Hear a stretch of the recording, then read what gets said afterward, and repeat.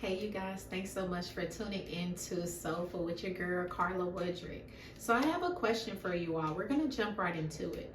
What would life look like if you bet on yourself? I mean, really do the things that you said you were going to do.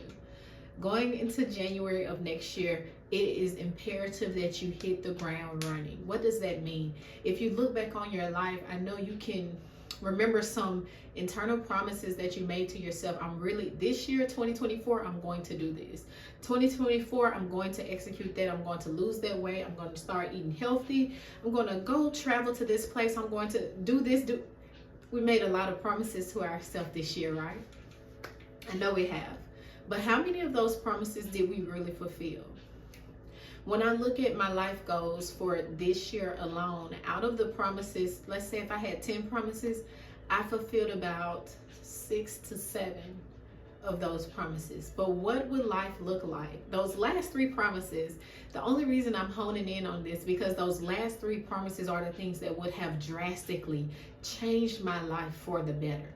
And those are the things that I really kind of dragged on, procrastinated about, lied to myself and said I was going to do these things and execute these goals, and I did not fulfill it. I just want to ask you a question for a couple of seconds or two. What would your life look like if you really fulfilled those promises that you made to yourself? If you really went after those dreams, after those goals, those things that you're so afraid to do because you're afraid of failing, but there's more pain in the regret than the fear of failing. What would life look like if you really went after it, hit the ground running today and said, you know what, today I'm going to make that change? Because in order to have different, you have to be different.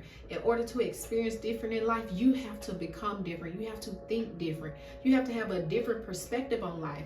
Like I was saying on the last video, you can't go into this new season of your life with your old mindset. It is imperative that you renew your mind daily.